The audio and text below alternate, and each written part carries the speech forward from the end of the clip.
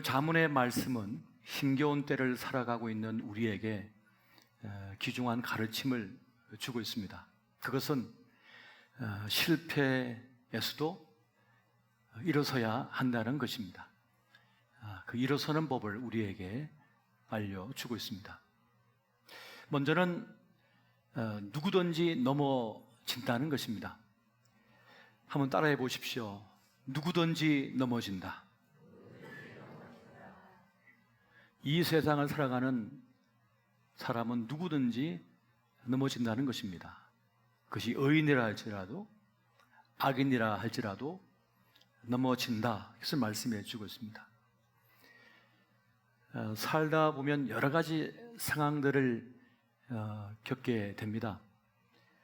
인간관계에 어려움을 겪기도 하고 또 건강상의 어려움을 경험하기도 하고 그동안 공들였고 수고한 그러한 사업 또 직장 또 자녀에 대한 부분에서 어려움을 겪기도 합니다.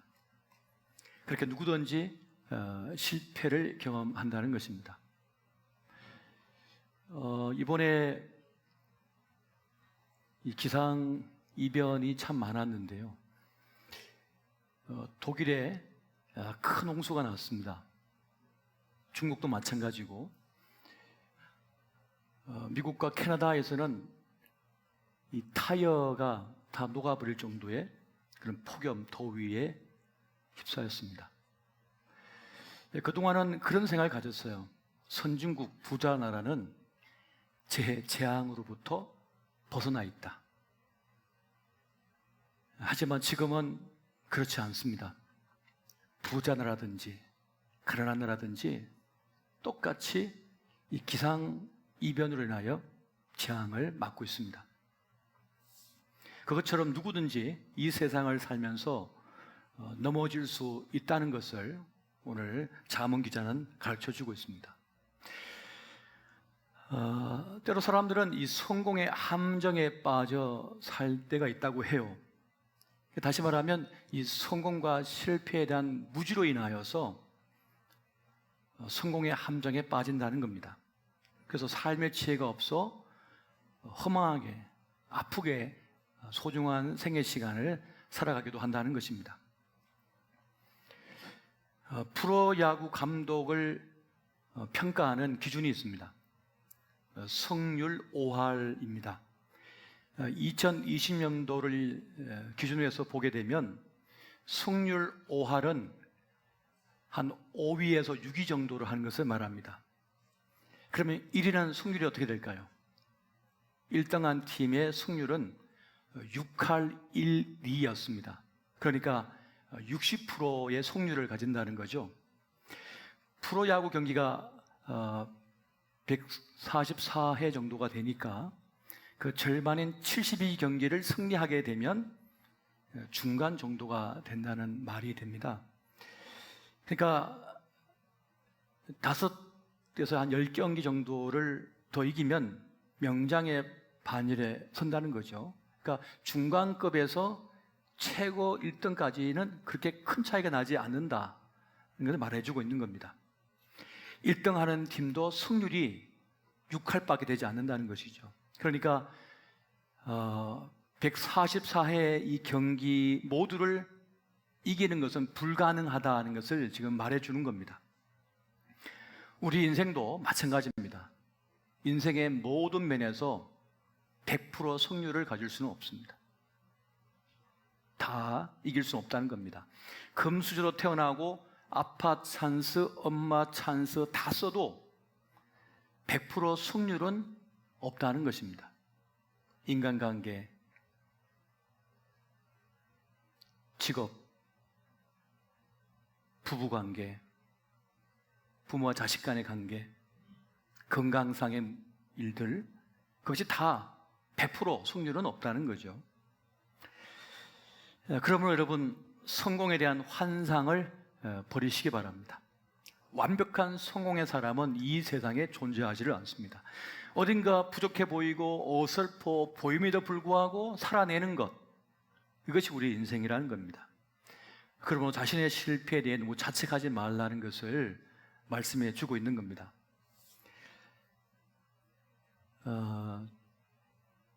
처음 신혼살이를 하게 되면 여러분 어설프죠. 자꾸 다투게 되는 거예요. 능숙하지 않기 때문에 그렇습니다. 그런데 그것이 정상입니다. 처음부터 아빠 교육 다 받아서 완벽한 아빠가 없어요. 다 어설픈 거예요. 그래서 나이 들어서 보면 이 아이가 어떻게 컸나, 초짜 아빠였는데 한단 말이죠. 다윗의 인생을 보면 얼마나 여러분 파란만장한 삶을 살았습니까? 그런 아빠로서 몇 점일까요? 자식 간에 싸움이 나서 사륙이 났잖아요.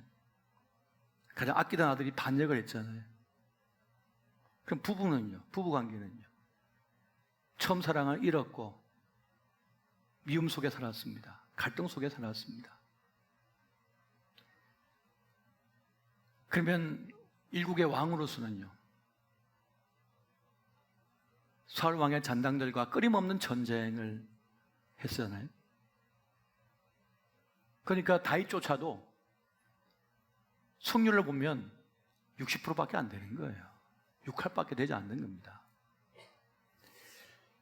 여러분, 이할이라고 하는 사람이 있어요. 그가 초집중이라고 하는 책에서 이렇게 말합니다. 사람은 자기 위로에 능해야 한다. 사람은 자기 위로가 필요하다는 겁니다. 살면서 실수나 실패를 경험했을 때 자신을 좀 봐줄 필요가 있다는 거예요. 좀 봐줘야 된다는 거예요. 근데 실제 심리 상담에서 보면 한국 사람은 길을 갈 때 두 사람 중에 한 명은 완벽주의자거든요. 그러니까 봐주는 법이 없어요. 엄격해요. 그 잣대를 누구에게 대요? 자기에게 대요. 그래서 누구에게 대요? 자식에게 대는 거예요. 동료에게 대는 거예요. 그래서 만족이 없어요. 칭찬이 없어요. 모두가 비난이요, 공격이요, 비판이 난무합니다. 우리 사회가 그렇다는 거예요.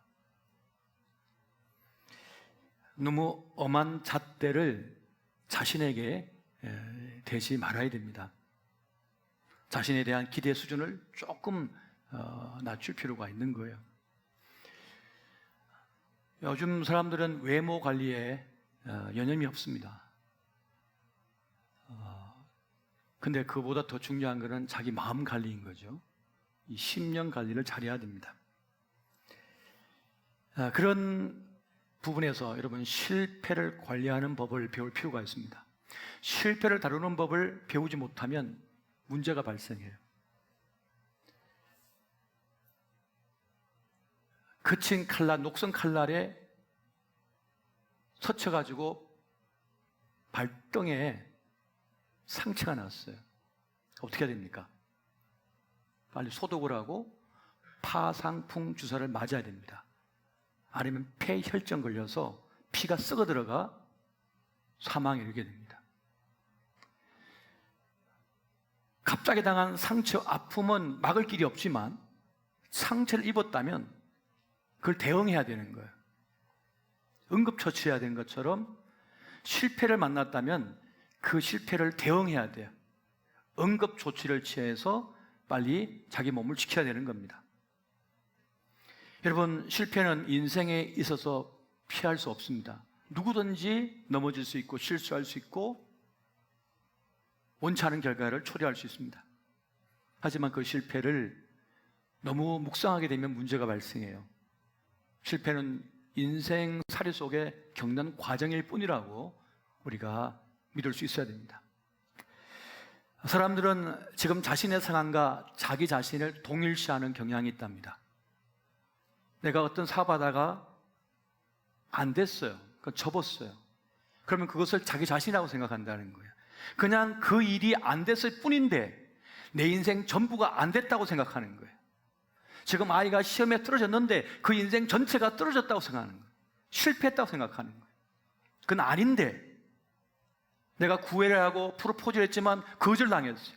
그럼 인생 전체가 거절당했다고 생각을 해요. 그래서 그 슬픔, 그 아픔에서 헤어나오지 못하고 거기에서 그냥 끝나버리는 겁니다. 이런 어리석음이 너무 많다는 거예요. 여러분, 상황은 언제든지 돌변할 수 있는 겁니다. 실패했으면 그 실패를 그냥 수용하면 돼요. 와, 이건 안 됐구나. 그럼 다른 걸 해보지 뭐. 다르게 시작하면 되지 뭐. 라는 마음을 가질 필요가 있다는 겁니다. 사람들은 누구든지 지나간 기회를 아쉬워하고 후회를 합니다. 기회를 놓쳐버렸다고 하는 그런 안타까움이 있는 거예요. 자신의 어리석음에 대한 뼈저린 후회를 합니다. 아, 너무 늦게 깨달았다. 하지만 깨달으면 되는 겁니다. 그래서 실패해서 배우면 되는 거예요. 아, 그러면 똑같은 실수를 안 하면 되겠구나 하고 학습의 기회로 삼으면, 경험의 기회로 삼으면 되는 거거든요. 정당한 후회와 낙담하고 비참해지는 것을 구별할 수가 있어야겠습니다. 과거의 일로 인해 오늘 비참을 계속 유지하는 것은 안타깝습니다. 어리석습니다. 아무 소용없는 일이기 때문에 그렇습니다. 여러분, 엎질러진 물은 그냥 엎질러진 물이에요. 그럼 다시 가져다가 물을 부으면 되는 거예요. 근데 그 엎질러진 물을 갖다 계속 묵상하고 거기에 발목 잡혀서 사느라 소중한 자기 인생을 얼마나 많은 사람들이 허비하는지 모르겠습니다. 여러분, 지난 과거를 하나님께 맡길 수 있기를 바랍니다. 아직 오지 않는 미래도 하나님께 맡기기 바랍니다. 과거든지 미래든지 내 몫이 아니에요. 그것은 하나님의 몫입니다. 후히 갚쳐주시는 하나님의 몫이라고 믿고 오늘 하루도 감사하며 나아가기를 예수 이름으로 축원드립니다. 다음으로는 여러분, 잠언 기자는 말합니다. 의인은 다시 일어선다. 한번 따라해 보십시오. 의인은 다시 일어선다. 이게 무슨 말씀일까요? 사람이 큰 사건을 만나면 영적 진공 상태에 빠지게 됩니다. 큰 일을 당하면 마음을 많이 쓰게 돼요. 그래서 애 달는다는 말을 하잖아요. 너무 슬프면 사람이 혼절을 해요. 몸이 못 견디는 거예요. 그 충격과 아픔을 견딜 수가 없어서 이 몸이 기절시켜버리는 거예요. 그냥 맨 정신은 감당할 수 없기 때문에 혼절을 해버리는 거란 말이죠. 그러니까 비상 상태를 선포하고 보호하는 거예요. 마음을 너무 쓰게 되면 사람은 영적 허기에 빠지게 됩니다. 그러면 그거를 빨리 채우려고 해요. 그걸 채워 넣어야 된다고 생각하기 때문에 사람은 술을 먹든지 사람을 만나든지 어떤 게임에 빠지든지 그 공허함을 채우려고 하는 그런 습성이 있습니다. 돈을 잃거나 사람을 잃거나 건강을 잃거나 어떤 중요한 일을 놓쳐버렸거나 하면 그 공허함, 잃어버림에 대한 허기가 있어요. 그래서 그걸 메꾸기 위해서 어딘가에 막 몰입을 하는 거예요. 채우는 거예요. 가장 많이 하는 게 뭐예요? 술 먹는 거예요. 한국 사람들이. 근데 술은 가장 망하는 빠른 길입니다. 빨리 망하고 싶으면 술을 계속 드십시오. 저는 어릴 때 그 시골 동네에서 술로 망한 집을 너무 많이 봐가지고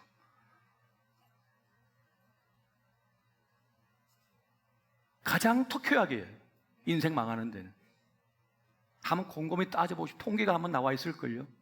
술로 인하여 사람들과 관계 망가진 거, 음주 사고 나서 무너진 거, 밤늦게 집에 들어가다 납치당하고 일당한 일들이 부지기수예요. 그 중심에 다 술이 있는 거예요. 술이. 왜 술을 마십니까? 채우기 위하여, 슬픔을 잊기 위하여, 공허함을 채우기 위하여 자기를 마취시키는 거죠. 고통을 마취시키는 거예요. 잊고 싶은 거죠. 그런데 진짜 마음이 아프면 여러분 진통제를 드십시오. 의학적으로도 진통제를 먹으면 아픔이 덜해진다는 의학적인 결과가 있습니다. 고통이 좀 줄어드는 거예요. 여러분, 정말 위기와 어려움을 당했으면 그때는 살고자 하는 의지를 가지고 주님께서 알려주시는 그 살 길을 찾아야 됩니다. 비술나무라고 하는 나무가 있어요. 이것은 느릅나무과에 속하는 큰 키 나무입니다. 몽골과 같은 황폐화된 지역에 많은 나무들을 심어 보았는데 이 비술나무가 그렇게 잘 자란대. 생명력이 있다는 거예요. 그래서 그 이유를 연구했답니다. 그랬더니 이 나무는 건조한 메마른 환경 속에서도 살아내는데 물이 없으면 잎사귀의 면적을 줄여버린대요. 작게 줄여가지고 성장을 하기 시작한답니다. 그리고 세포 밀도를 높여버린대요. 천천히 자라지만 내적으로는 단단해진답니다. 이 나무가 아주 단단해진대요. 그리고 뿌리를 깊이 내려가지고 수백 미터를 뚫고 들어가서 습기를, 물기를 빨아들여서 생존을 하는 그런 생존 전략을 한다는 것을 밝혀냈습니다.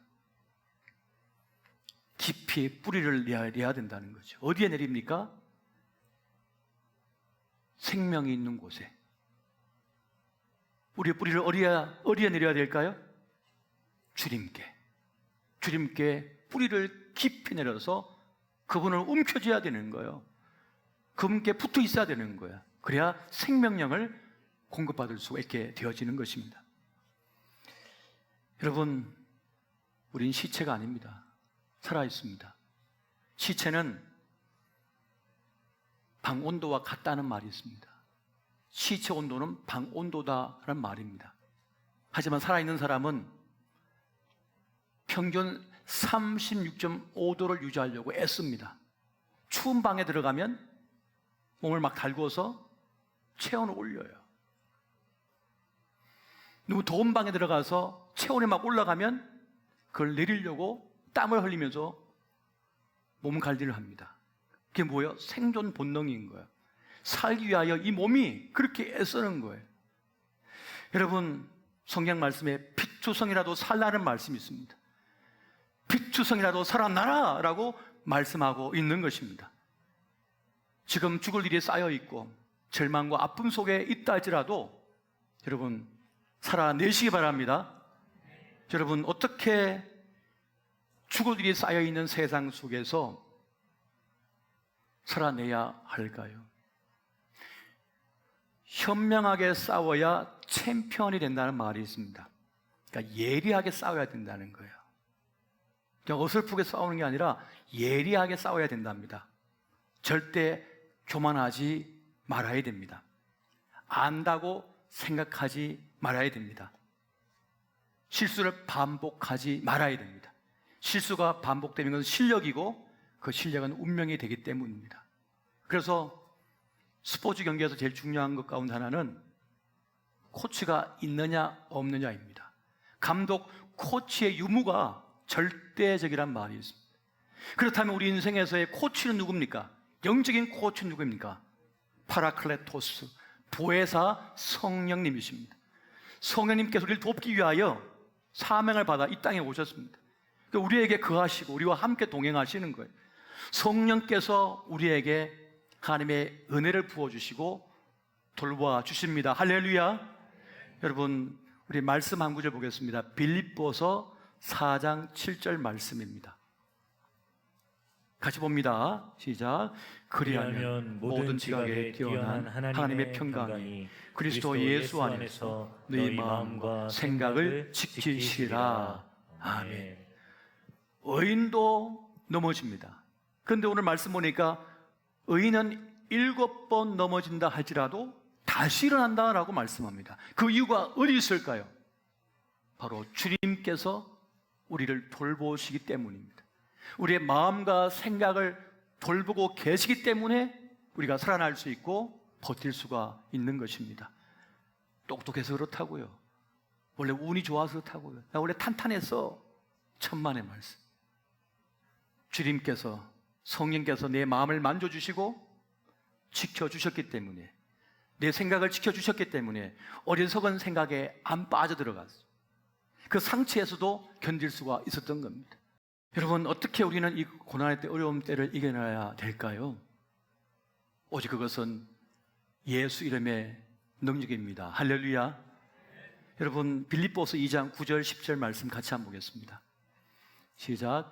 이름으로 하나님이 그를 지극히 높여 모든 이름 위에 뛰어난 이름을 주사 하늘에 있는 자들과 땅에 있는 자들과 땅 아래에 있는 자들로 모든 무릎을 예수 이름에 꿇게 하시고. 아멘. 예수 이름이 능력이며 권세라고 하는 사실을 말씀해 주고 있는 것입니다. 이것에 대해서 잘 몰랐어요, 제자들도요. 그런데 예수님께서 부활 성천하시고 난 이후에 이 제자들이 예수 이름을 사용하기 시작합니다. 예수 이름의 권세를 사용하기 시작합니다. 왜요? 예수님께서 사용하라고 말씀하셨기 때문입니다. 사도행전 3장 6절 말씀 보니까 베드로가 가로되 은과 금은 내게 없거니와 내게 있는 것으로 내게 주노니 곧 나사렛 예수 그리스도 이름으로 걸으라. 그의 선포 속에 걷지 못한 자가 벌떡 일어나 걷는 역사가 일어났던 것을 우리가 보게 됩니다. 예수 이름의 권세에는 인간의 이성적인 그리고 사고력을 뛰어넘는 비상한 은혜를 끌어내는 것이었습니다. 여러분, 우리가 살면서 아무리 비밀번호를 눌렀는데도 안 열려요. 안 열리는 문이 있어요. 어떤 것을 갖다 대도 열리지가 않는 거예요. 왜 그럴까요? 열쇠가 아니거든요. 그게 답이 아니거든요. 그런데 모든 것을 열을 수 있는 만능의 열쇠가 있다면 그것은 바로 오직 예수 그리스도, 그분의 위대하신 이름입니다. 할렐루야.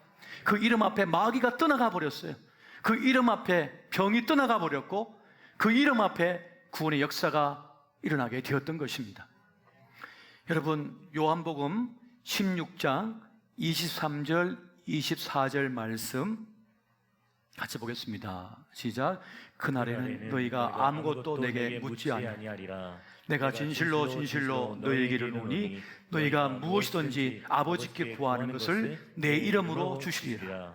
지금까지 너희가 내 이름으로 아무것도 구하지 아니하였으나 구하라. 그리하면 받으리니 너희 기쁨이 충만하리라. 아멘.